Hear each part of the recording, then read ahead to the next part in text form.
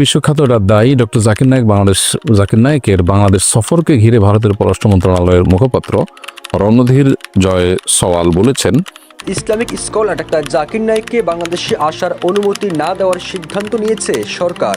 বলা হয়েছে, ডক্টর জাকির নায়েক সাহেবকে যারা আনতে চাচ্ছেন ওনাদের একটা দল আমার সাথে দেখা করেছেন। ভারতের সরকারের স্টেটমেন্টের পর বাংলাদেশের সরকার যেভাবে ডক্টর জাকির নায়েকের আশাকে ক্যান্সেল করলো তা প্রমাণ করে এই দেশের কোনো মেরুদণ্ড নাই।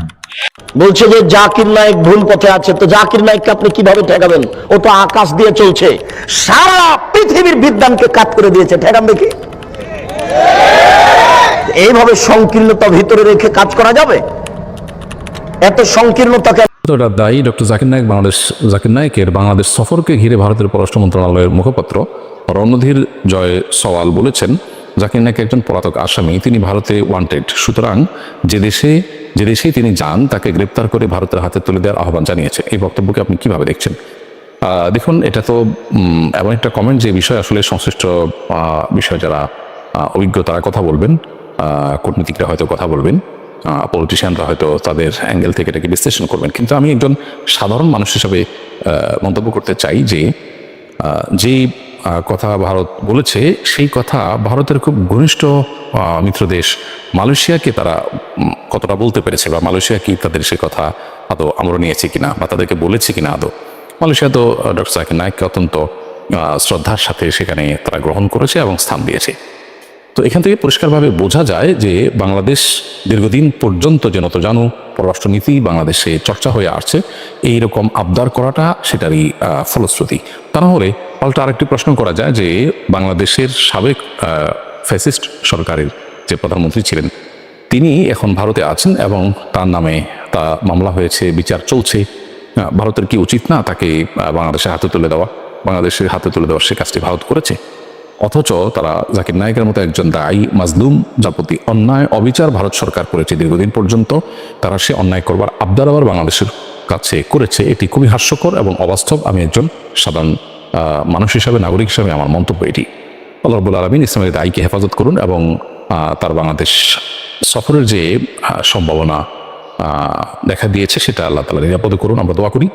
এবং এ বিষয়ে সংশ্লিষ্ট যারা আছেন প্রত্যেকে অবশ্যই তার সফরের নিরাপত্তার বিষয়টা নিয়ে ভাববেন এবং পরিকল্পনা করবেন এবং যথাযথ পদক্ষেপ গ্রহণ করবেন। কিন্তু কোনোভাবেই ভারত সরকারের এই দাবি অন্তত গ্রহণযোগ্য না, এটা খুবই হাস্যকর দাবি বলে আমি মনে করি। তারা যেটা নিজেরা করছেন না সেটা অন্যদের উপরে চাপাতে চাচ্ছেন এবং দীর্ঘদিন পর্যন্ত পররাষ্ট্র নীতিতে আমাদের যে নতজানু পররাষ্ট্রনীতি বিশেষ করে বিগত 15-16 বছর যাবত আমাদের দেশে চর্চা হয়েছে, সেটার কারণে তারা এরকম আমাদের কাছে আবদার করবার সাহস করে। ভারতের সরকারের স্টেটমেন্টের পর বাংলাদেশের সরকার যেভাবে ডক্টর জাকির নায়েকের আশাকে ক্যান্সেল করলো তা প্রমাণ করে এই দেশের কোনো মেরুদণ্ড নাই। তাহলে মুসলমানদের নিজেদের স্বাধীনতার জন্য তাদের রাষ্ট্র এবং সরকার দরকার আছে। ডক্টর জাকির নায়েক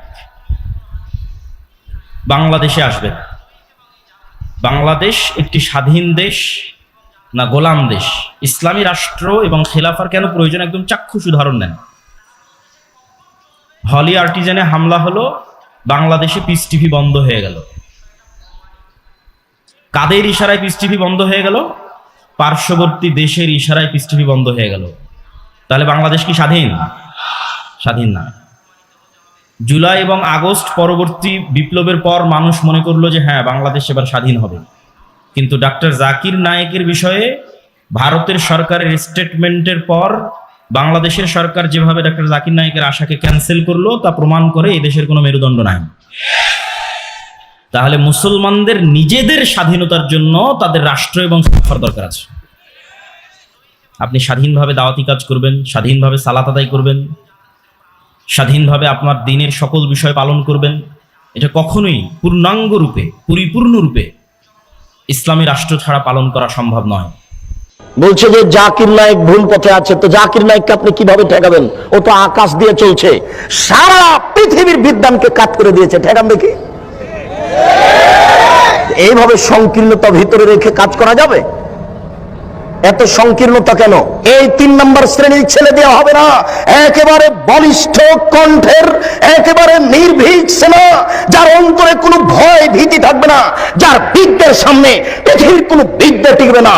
জাকির নায়েকের মতো পৃথিবীর কোনো বিদ্যা তার সামনে টিকবে না, এবং নির্ভীক সেনা হবে। আমি মুসলিম চির রণবীর, মরণকে করি না ভয়, মরলে শহীদ বাঁচলে গাজী। এই কণ্ঠ নিয়ে যে মাঠে নামবে, সেই জাতির উপকার করতে পারে, সেই এই সামাজিক কুসংস্কার বন্ধ করতে পারে, সেই এই ধর্মীয় কুসংস্কার বন্ধ করতে পারে।